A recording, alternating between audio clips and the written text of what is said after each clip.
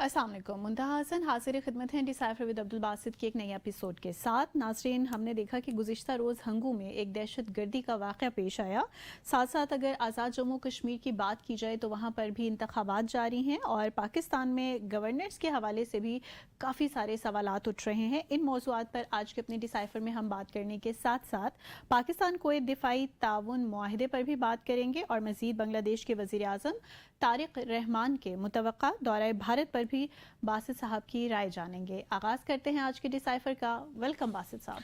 जी नाजरीन, बिस्मिल्लाहिर्रहमानिर्रहीम। आप सबको अस्सलाम वालेकुम और थैंक यू वेरी मच। मुंतहा बड़ा दबंग किस्म का बयान दिया है वज़ीर दाखिला साहब ने गवर्नेंस के हवाले से, लेकिन अगर मैं रेफ़र करूं वो बयान DGISPR ने जो आज प्रेस कॉन्फ्रेंस की, उनके मुताबिक तो सब मामलात जो हैं वो आहिस्ता आहिस्ता बेहतरी की जानिब गामज़न है, सब ठीक होने वाला है, हो जाएगा। तो आपके ख्याल से बासित साहब मैं किसकी बात का यकीन करूं? अपनी अपनी जगह दोनों ही ठीक हैं मेरे ख्याल में, लेकिन मुनीर नियाज़ी का एक शेर तो याद आता है जी प्लीज़। कि मुनीर इस मुल्क पर आसेब का साया है या क्या है, वाह। कि हरकत तेज़ तर है और सफ़र आहिस्ता आहिस्ता। और साथ साथ मुझे एक मज़मून भी याद आता है जो कि मुख्तार मसूद साहब को अल्लाह गरीक़ रहमत करे। उनकी एक बड़ी मशहूर मारकतुल आरा उर्दू अदब की बहुत ज़बरदस्त किताब है जी जी। जिसका टाइटल है आवाज़ दोस्त। तो उसमें एक है chapter which is called कहतुर Rijal. अगर हमारे नाजरीन देख रहे हैं तो ये किताब ज़रूर लें और उसको पढ़ें। उसका पहला चैप्टर मीनार पाकिस्तान भी और दूसरा चैप्टर कहतुर रिजाल दोनों पढ़ने से ताल्लुक़ रखते हैं। सिर्फ दो ही चैप्टर्स हैं इस किताब में, लेकिन बड़ी ज़बरदस्त किताब है। तो मैं जब पाकिस्तान के वाक़यात देखता हूँ, क्योंकि हम पहले भी कई बार डिस्कस तो कर चुके हैं कि जब से हमने भी आँख खोली है हम यही सुन रहे हैं कि Pakistan eight a very critical juncture of its life. तो क्रिटिकल जंक्चर समझ नहीं आता कि कब ख़त्म होगा हमारी कौमी ज़िंदगी से। मामला ये है कि अब देखिए ना, हंगू में जो वाक़या हुआ उसमें पुलिस एहलकार शहीद हो गए। आज हमें बताया जा रहा है कि नहीं जी, चीज़ें ठीक हो रही हैं, दहशत गर्दी पे हम काबू पा रहे हैं। लेकिन आदादो शुमार जो हैं वो शायद आप ठीक कह रहे हों, लेकिन बहैसियत मजमूई जब हम चीज़ों को देखते हैं तो हमें कुछ बेहतरी की सूरत नज़र नहीं आती। और वाकई गवर्नेंस के बड़े सीरियस इश्यूज़ हैं, इसमें भी कोई शक नहीं है।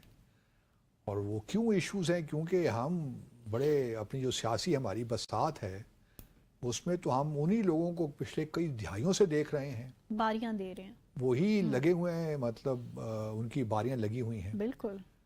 तो जब तक ये लोग को, मैं पहले भी कई बार ये कह चुका हूँ कि हमारी और बहुत सी खराबियों के अलावा एक सबसे जो बुनियादी इशू है कि हमारी जो कौमी सियासत है ये अब दो फैमिलीज़ ने इसको काबू में कर लिया है। किसी स्टेज में आकर ये भी सोचता हूँ, चाहे ये बिल्कुल लग़व ख्याल हो, कि जब तक इन दो फैमिली से आप छुटकारा हासिल नहीं करेंगे तो शायद पाकिस्तान की तकदीर बदल ही नहीं सकती। मुमकिन है कि मैं बिल्कुल गलत सोचता हूँ, लेकिन बाज़ औक़ात एक तहत शऊर में यह ख्याल आता है कि शायद इनसे छुटकारा अब ज़रूरी है, लेकिन वो किस तरह हो ये मैं नहीं जानता। लेकिन अब आप देख लीजिए ना, मिसाल के तौर पर आज़ाद जम्मू और कश्मीर में इंतखाबात हो रहे हैं। सियासी बसीरत की भी कमी है, सच्ची बात जी। सिर्फ सियासी बसीरत की नहीं बल्कि एक और चूँकि सियासी बसीरत की कमी है, उस वजह से किसी मामले में भी कोई जामे हिकमत अमली बन ही नहीं सकती।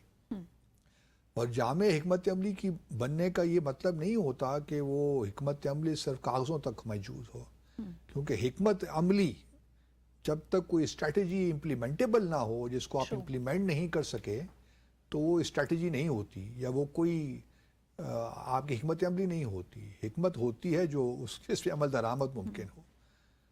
तो वो किसी भी मामले में आपको नज़र नहीं आती, चाहे वो आपके अंदरूनी मसाइल हों, चाहे वो आपकी खारजा पॉलिसी के इश्यूज़ हों।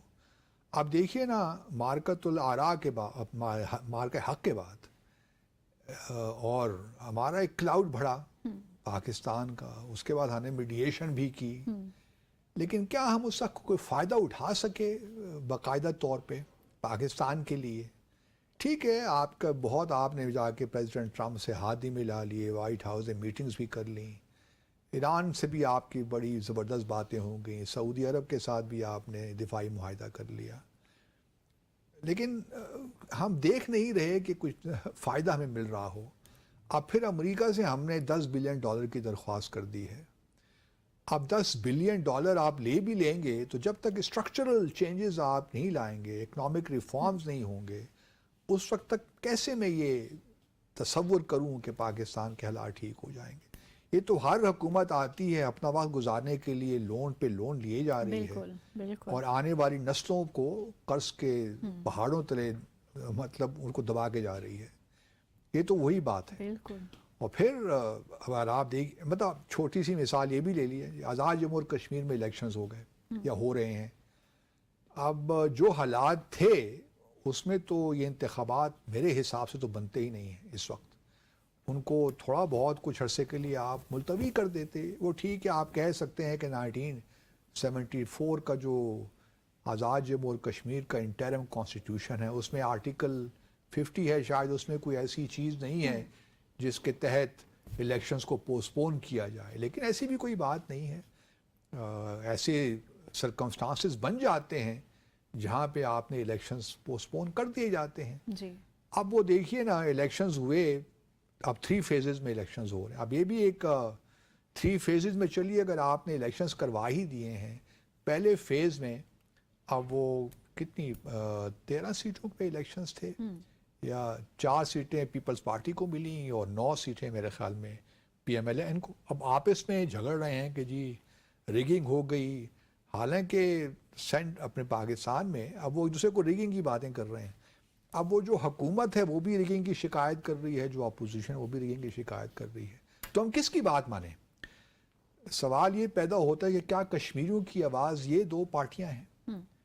مجھے تو نہیں لگتا، کیونکہ میں ان کا ماضی دیکھتا ہوں تو انہوں نے جو کشمیریوں کے ساتھ ظلم، کشمیر کے ساتھ جو کاز کے ساتھ ظلم کیا، وہ بھی اپنی جگہ پہ ہے۔ مثال کے طور پر مجھے بار بار میں یاد اپنے ناظرین کو بھی دلاتا ہوں، وہ جو شرم و شیخ کا جوائنٹ اسٹیٹمنٹ تھی انڈیا کے ساتھ 9 جولائی 16 جولائی 2009 کی، اس کو ذرا پڑھیے نا۔ پہلی دفعہ ہماری طرف سے یوسف رضا گیلانی صاحب پرائم منسٹر تھے، اور بھارت کی جانب سے منموہن سنگھ، یہ ایجپٹ میں، مصر میں یہ ملاقات ہوئی تھی نان الائنڈ موومنٹ کے مارجنز میں۔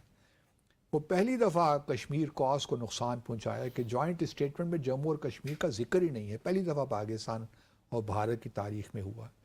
پھر یہی غلطی دہرائی گئی اوفا میں 10 جولائی 2015 کو، جب نواز شریف پریزیڈنٹ تھے، پرائم منسٹر تھے، اور مودی صاحب اوفا میں ملاقات ہوئی تھی رشیا میں۔ تو ان سے میں کوئی توقع نہیں رکھتا کہ کشمیریوں کی یہ آواز بن سکتے ہیں۔ کشمیر ایک بڑا سینسٹیو ایشو ہے، جس طریقے سے یہ لوگ وعدے وعید کر رہے ہیں، جس طریقے سے باتیں کر رہے ہیں، کوئی سیریسنس آف پرپز نہیں ہے۔ ایکچولی ان کو ادراک ہی نہیں ہے کہ اس معاملے کو آگے کیسے لے کر ہم نے چلنا ہے۔ جو پی ایم ایل این کا مزاج ہے وہ تو یہی ہے کہ جھپی ڈالو جی بھارت کو، کوئی بھی معاملات ہو۔ دوسری جانب پیپلز پارٹی کے بھی یہی رویے ہیں، وہ بھی کوئی مختلف نہیں ہے۔ تو مجھے تو کوئی خیر کی خبر نظر نہیں آتی ہے۔ اچھا چلیے جی، اگر آپ نے آزاد جموں اور کشمیر میں انتخابات کرانے ہی تھے اور 3 فیزز میں کروانے تھے، میرے خیال میں اگلا جو ہے فیز 7 اگست کو ہے، اور پھر جو آخری ہے وہ شاید 12 کو ہے۔ اچھا ہوتا یہ ہے کہ جب آپ فیزز میں انتخابات کرواتے ہیں نا دنیا بھر میں، آپ پہلے فیز کے ریزلٹس اناؤنس نہیں کرتے، کیونکہ جب آپ ریزلٹس اناؤنس کر دیتے ہیں نا تو اس کا پھر لامحالہ امپیکٹ ہوتا ہے اگلے فیزز پہ۔ تو یہ کہاں کا طریقہ کار ہے، مجھے سمجھ نہیں آئی۔ اگر آپ نے اتنا ہی ضروری سمجھا کہ یہ انتخابات ہونے ہی ہیں اور 3 فیزز میں ہونے ہیں، تو کم از کم یہ تو آپ کر سکتے تھے نا کہ پہلے فیز کے ریزلٹس اناؤنس نہ کرتے، پہلے تو ایک ہی فیز میں کروانے چاہیے تھے۔ لیکن چلیے، ایک خاص صورتحال میں آپ الیکشنز کروا رہے ہیں آزاد جموں اور کشمیر میں، تو ہم آپ کی یہ بات تسلیم کر لیتے ہیں، لیکن الیکشن کمیشن کو یہ تو چاہیے تھا کہ تھوڑا بہت رزلٹس کو اناؤنس نہ کرتے. دنیا بھر میں یہ بھارت کو دیکھیے, بھارت میں بھی فیزز میں انتخابات ہوتے ہیں, لیکن انتخابات کے نتائج کا اعلان نہیں ہوتا, وہ ایک ہی دن ہوتا ہے, آخری دن, جب تمام فیزز کمپلیٹ ہو جاتے ہیں. تو میں تو سمجھ نہیں پاتا کہ یہ کیا معاملات ہیں یہاں پہ. اور پھر دیکھیے جو ہنگو میں ہوا دہشت گردی, ٹھیک ہے وہ ریشو میں کمی آ گئی, پہلے ہمارے ہاں زیادہ شہید ہوتے تھے لوگ, اب وہ دہشت گرد چاہے وہ فتنہ الخوارج کے ہوں, فتنہ ہندوستان کے ہوں, اب وہاں پہ ہلاکتیں زیادہ ہو رہی ہیں. تو کیا ہم یہ سمجھیں کہ حالات ٹھیک ہو گئے ہیں؟ حالات ٹھیک ہے, بہتری کی طرف جا رہے ہوں گے, لیکن عوام یہ پرسیپشن نہیں مل رہا ہمیں کہ ٹھیک ہو رہے ہیں. بالکل صحیح. یا تو پھر آپ کا جو نیریٹو بلڈنگ ہے وہ کمزور ہے, اس کو ٹھیک کیجیے, اس کا طریقہ بھی غلط ہے. پرسیپشن تو یہی بن رہا ہے نا. بالکل. اور پھر اگر گورننس کلیپس ہو رہی ہے تو کوئی ذمہ دار کون ہے؟ آپ ہی تو گورننس کا حصہ ہیں پچھلے کتنے سالوں سے. بالکل. میں یہ نہیں کہتا کہ آپ گورننس سے ایشوز ہو جائیں, لیکن ایسی باتیں کر کے آپ سسٹم کے اندر مزید بے یقینی کی صورتحال پیدا کر رہے ہیں. ہمیں سولوشنز کی ضرورت ہے, انسٹیڈ کہ آپ انڈیکیشنز کریں بیٹھ کے مطلب ہمارے تو سامنے. مطلب ہمیں اچھا صوبے بنا دیے جائیں, مطلب یہ سارے فیلرز چھوڑے جا رہے ہیں نا. صوبوں کی بات ہم نے پہلی دفعہ نہیں سنی, اس سے پہلے بھی ہم سن رہے ہیں, اور کئی بار ہم بھی کہہ چکے ہیں کہ جی ہاں بنائیے صوبے آپ, لیکن صوبے بنانے کا بھی ٹھیک ہے, اس کے فرق شاید پڑ سکتا ہے, لیکن کیجئے نا, کون روکتا ہے آپ کو؟ تو صوبے میں گورن کون کرے گا؟ مطلب جو بھی کرے گا, سوال یہ پیدا ہوتا ہے کہ آپ کی اکانومی ٹھیک نہیں جا رہی, انویسٹمنٹ آپ کی آ نہیں رہی. مطلب اتنا بڑا ملک اور $2 بلین کی آپ کی انویسٹمنٹ پیچھے فسکل ایئر میں نہیں آئی, تو ملک اس طرح تو نہیں چلتے معذرت کے ساتھ. ایک تو کہت الرجال ہے, صحیح لوگ صحیح جگہوں میں موجود نہیں ہیں. میں پھر وہی کہوں گا, I am sorry to use this word, لیکن ننکمپوپس آپ نے ہر جگہ بٹھائے ہوئے ہیں. ہم نہیں کہتے کہ ہم کوئی سقراط بقرات ہیں, ہم خدا نہ خواستہ ایسا ہم کبھی دعویٰ نہیں کر, ہم بھی ایک آرڈنری ایوریج لوگ ہیں, لیکن جن اہم پوزیشنز پہ آپ لوگوں نے بٹھائے ہوئے لوگ وہ میرٹ پہ نہیں ہیں. بڑی زبردست مطلب وہ سارے جو ہیں وہ کمپلائنٹ ہیں, وہ لوگ ہیں جو آپ کی ہاں میں ہاں ملاتے ہیں. اور جب کسی سسٹم کے اندر وہ لوگ آپ کے ساتھ ہوں جو آپ کی ہاں میں ہاں ملائیں اور آپ کو صحیح صورتحال نہ بتا سکیں, وہ سسٹم آگے بڑھتا نہیں ہے. اور پھر حالات ایسے ہی ہوتے ہیں جیسے ابھی ہم فیس کر رہے ہیں. So let's take a short commercial break here. Break کے بعد ڈسکس کریں گے ہم پاکستان کویت دفاعی تعاون معاہدہ.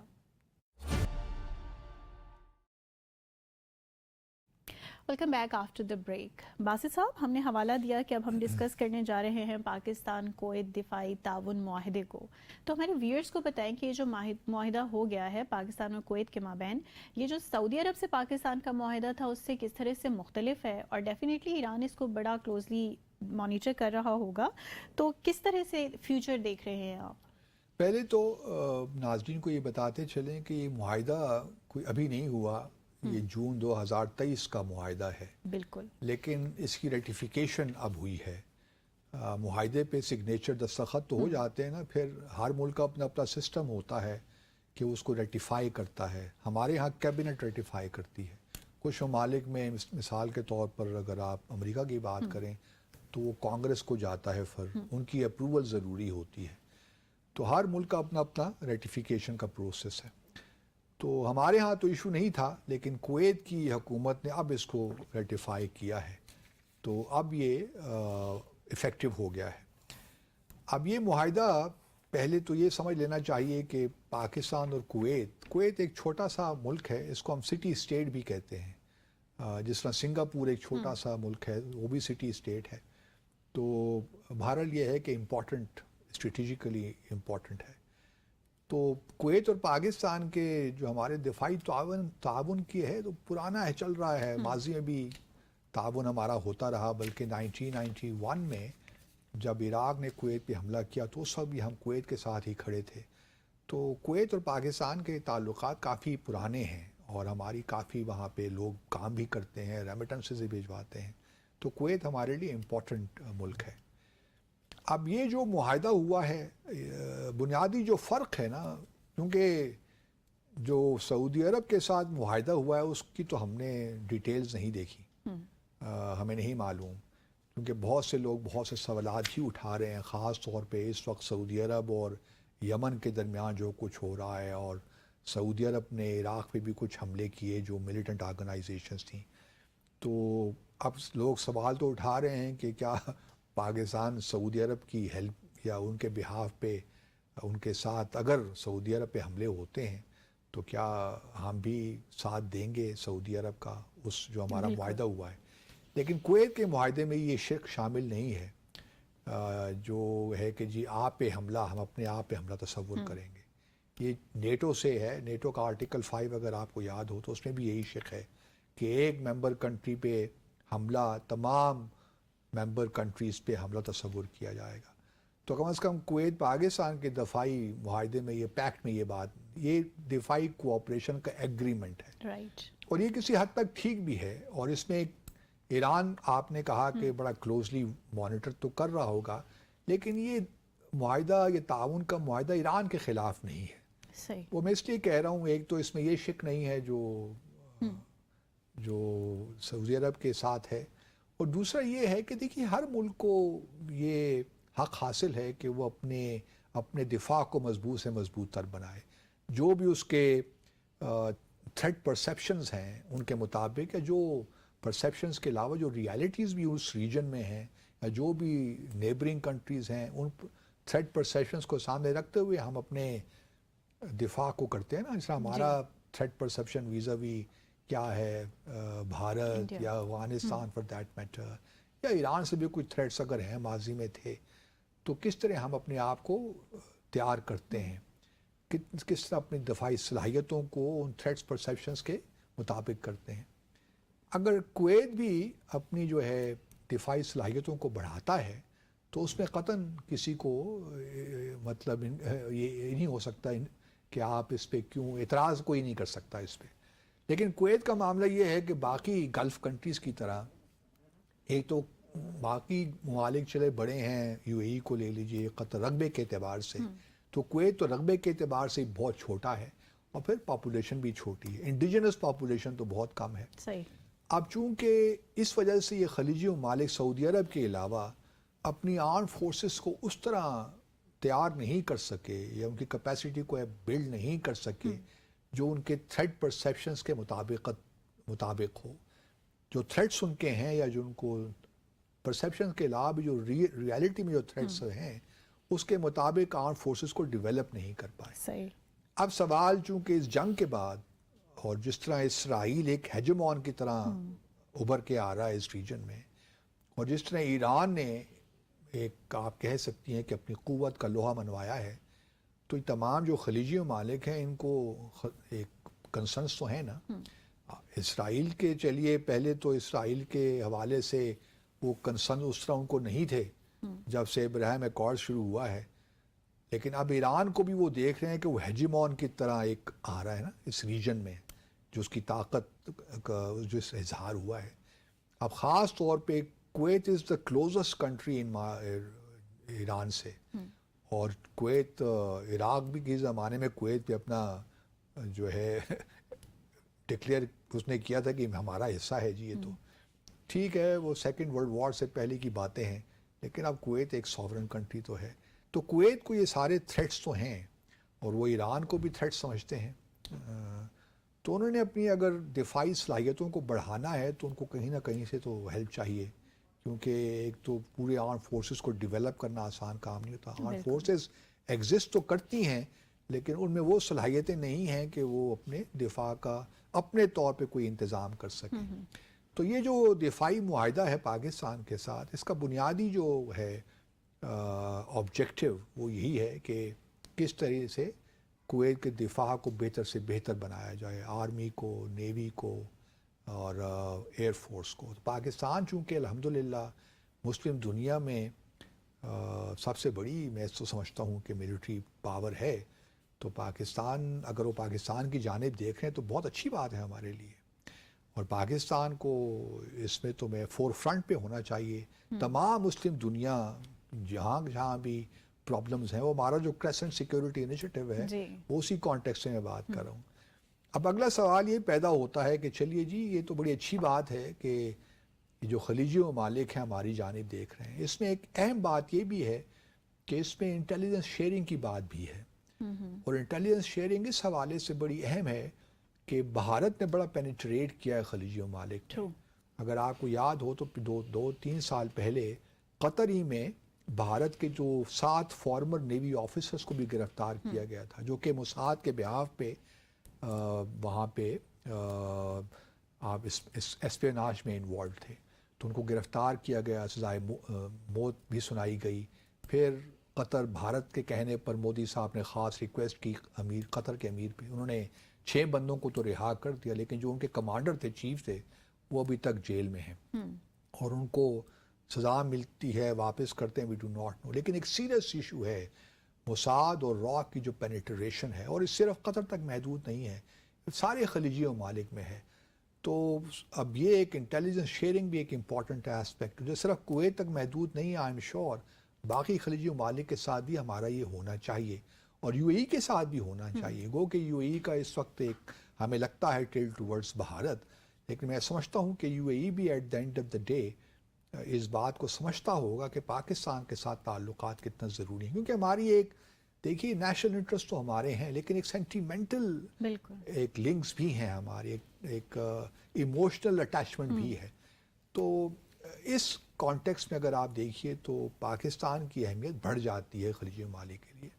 اب اگلا جو سوال پیدا ہوتا ہے نا کہ چلیے یہ تو بڑی اچھی بات ہے کہ ہم یہ ڈیفنس پیکٹ کر رہے ہیں, کیا بحرین کے ساتھ بھی آگے ہو سکتا ہے؟ کیونکہ بحرین کے ساتھ ہماری پہلی بھی جو پولیسنگ ہے بحرین, پولیس میں کافی ہم نے مدد کی ہے بحرین کی, اور ہمارے ابھی بھی بہت سے پرسنل وہاں پہ موجود ہیں بحرین میں. بالکل. تو بحرین کو بھی خطرہ لگا رہتا ہے, کیونکہ ایران نے کسی ایک موقع پہ کہا بھی ہے کہ اگر اب وقت آ گیا کہ بحرین میں حکومت تبدیل ہو, کیونکہ بحرین میں جو مائنورٹی ہے نا, میجورٹی ہے وہ اہل تشیع کی ہے, اور حکومت جو ہے وہ سنی جو ہے اس سے ہے.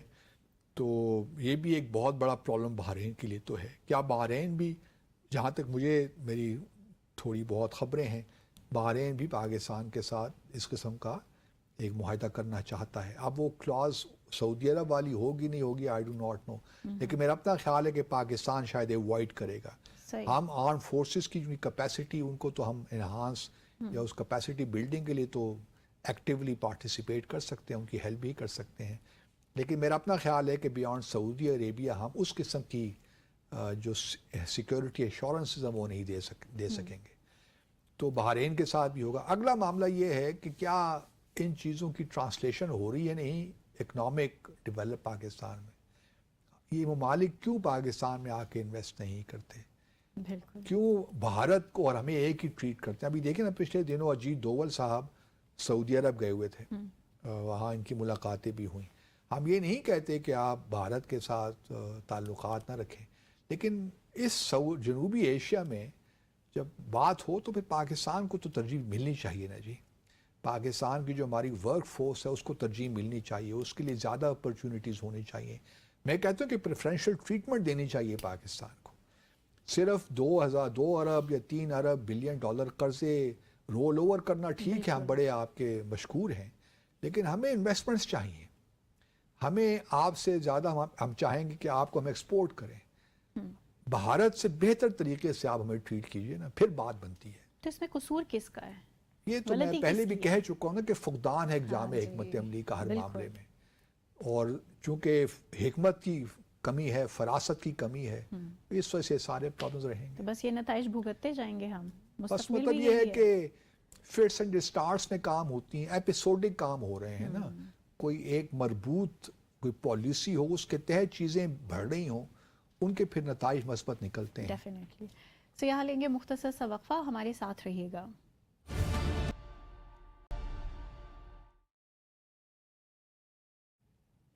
Welcome back after the break. Basit صاحب, آج آپ کچھ پیشن گوئی تو کریں.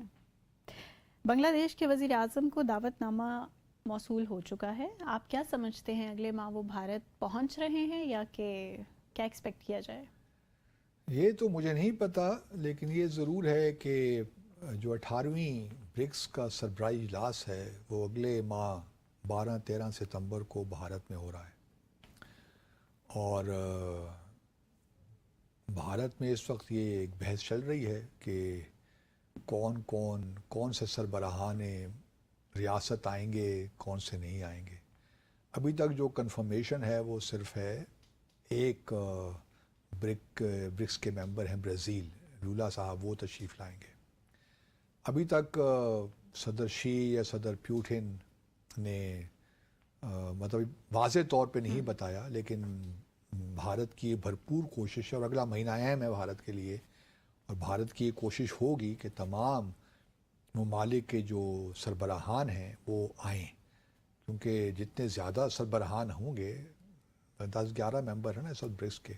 सऊदी अरब को दावत तो दी हुई है कि आप आइए ज्वाइन कर लीजिए, लेकिन सऊदी अरब ने भी ऑफिशियली ज्वाइन नहीं किया। इसलिए मैं ये नहीं समझता कि मोहम्मद बिन सलमान सऊदी अरब जाएंगे इस सरप्राइज इजलास के लिए, लेकिन मुमकिन है कि MBZ जो हैं UAE के वो आ जाएं, क्योंकि UAE के और भारत के ताल्लुकात में काफ़ी गर्मजोशी तो है, तो मुमकिन है कि वो आ जाएं। और जो हालात चल रहे हैं इस वक्त दुनिया के, उसमें शायद लगता है मुमकिन।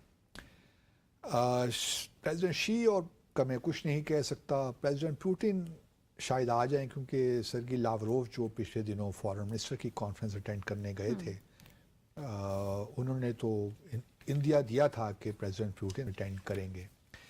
लेकिन इंटरेस्टिंग बात यह है मुंतहा कि ब्रिक्स की जो पिछली समिट हुई थी ना ब्राज़ील में 2025 में, उसमें सदर शी नहीं गए थे।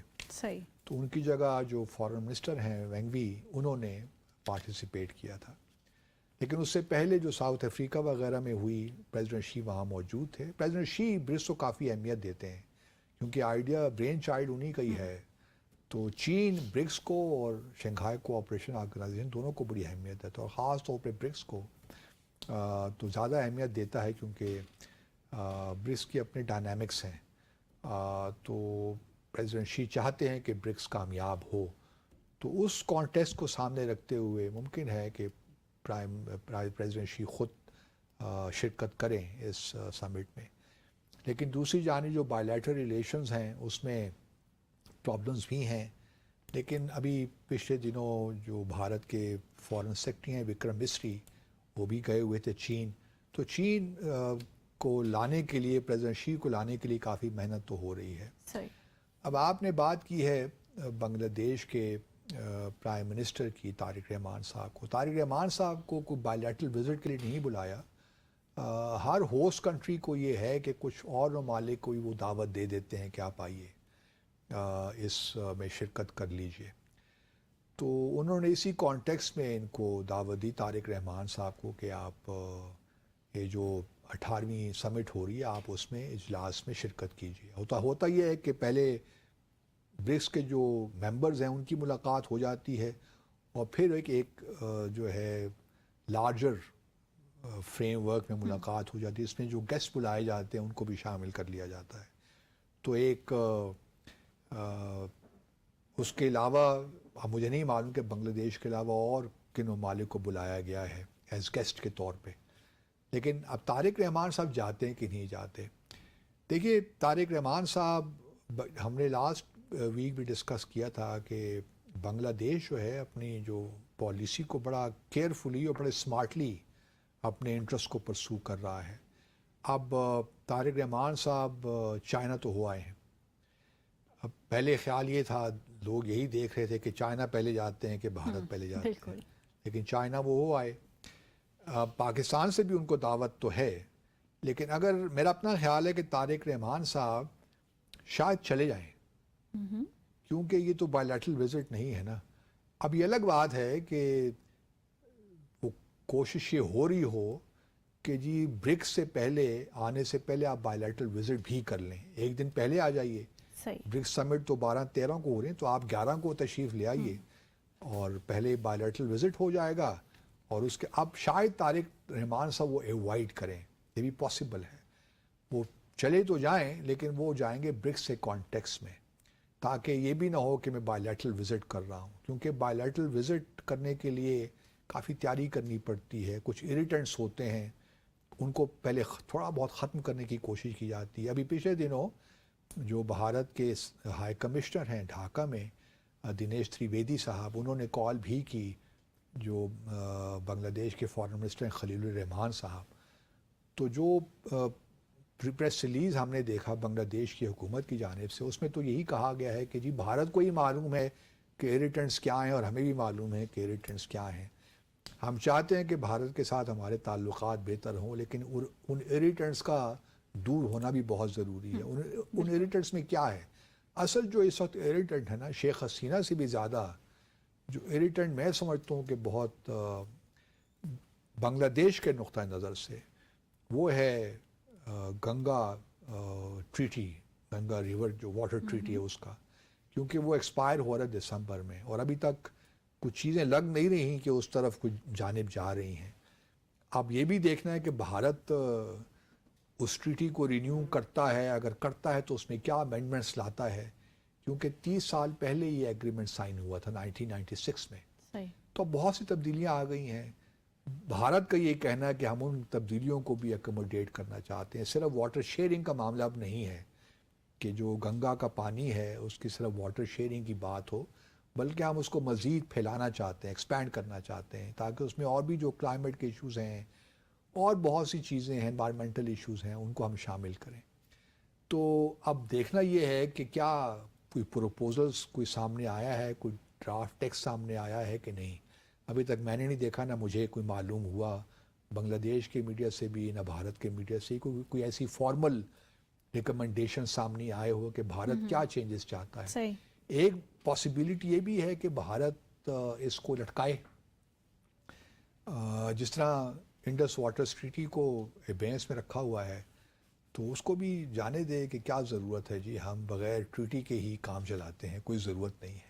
लेकिन बांग्लादेश के लिए इम्पोर्टेंट है। बांग्लादेश और भारत 54 दरिया जो है उनका पानी शेयर करते हैं, और हर मामले में बांग्लादेश भारत लोअर राइपेरियन है पाकिस्तान की तरह, जहाँ तक भारत का ताल्लुक़ है। तो हमारे लिए, बांग्लादेश के लिए बड़ा अहम है कि किसी तौर ये मामला सेटल हो। फिर उसके अलावा तीस्ता रिवर का भी मुआहदा अभी तक नहीं हो रहा, उसका पानी भी इम्पोर्टेंट है, और इसीलिए बांग्लादेश ने थोड़ा सा भारत पे प्रेशर बिल्ड करने के लिए चाइना को वो तीस्ता रिवर का जो प्रोजेक्ट मैनेजमेंट का है वो उनको देने का एक लिहाज से फैसला कर लिया है। सही। फिर जो चट्टोग्राम पोर्ट और मोंगला पोर्ट वो भी चाइना के हवाले कर दिया। तो कुछ कंसर्न्स भारत के हैं। भारत भी ये चाहेगा कि वो बांग्लादेश को अपनी साइड पे रखे, टोटली जो है चाइना की उस पे स्फेयर में ना चला जाए। तो अब बांग्लादेश को अपने इंटरेस्ट को देकर फैसला करना है। ऑब्वियसली बांग्लादेश ये भी नहीं चाहेगा कि सारे जो अपने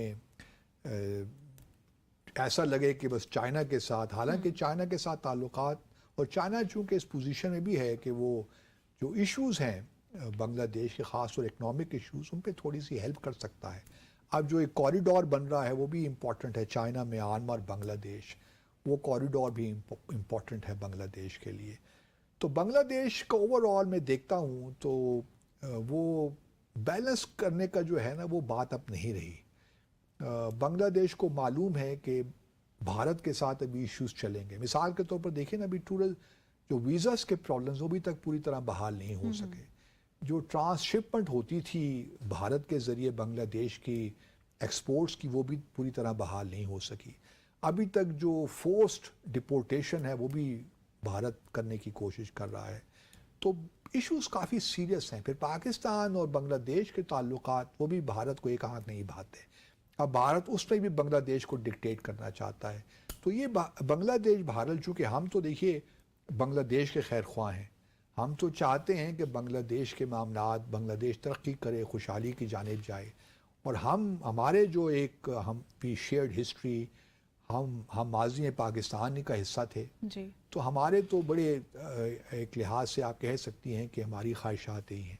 लेकिन भारत के इंटरेस्ट अलबत्ता ज़रा डिफरेंट तरीके से हैं। उनका ये बॉर्डर काफ़ी वसी है, 4000 किलोमीटर से ज़ायद बड़ा तवील बॉर्डर है। तो भारत और बांग्लादेश के ताल्लुकात अच्छे होने चाहिए।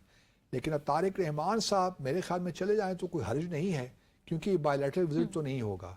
ये ठीक है, ब्रिक्स के कॉन्टेक्स्ट में जा रहे हैं तो थोड़ा सा बांग्लादेश को ओब्लाइज भी कर देंगे, और वो जो इरिटेंट्स को दूर करने की बात है उससे भी फ़िलहाल बच जाएंगे, क्योंकि फिर बायलैटरल विजिट की ज़रा रिक्वायरमेंट्स और हो जाती हैं. सही. तो मैं सही. उम्मीद करता हूँ कि शायद चले जाएं. शायद चले जाएं. सो व्यूअर्स, आप भी बताइएगा आप क्या सोचते हैं कि वज़ीर आज़म जो बांग्लादेश के हैं तारिक रहमान साहब ये जाएंगे भारत या नहीं जाएंगे. ये बता सकते हैं आप हमारे व्हाट्सएप नंबर पर हमें कोई भी ऑडियो वीडियो पैगाम भेजकर 03105366 03105366 हमारा व्हाट्सएप नंबर है. ज़रूर अपनी कीमती आरा से हमें आगाह कीजिए. और इन टॉपिक्स के अलावा भी अगर आपके माइंड में किसी भी किस्म का सवाल है तो वो भी आप अब्दुल बासित साहब से पूछ सकते हैं इस नंबर पर हमें व्हाट्सएप करके. मुंतहा हसन को इजाज़त दें. अल्लाह हाफ़िज़.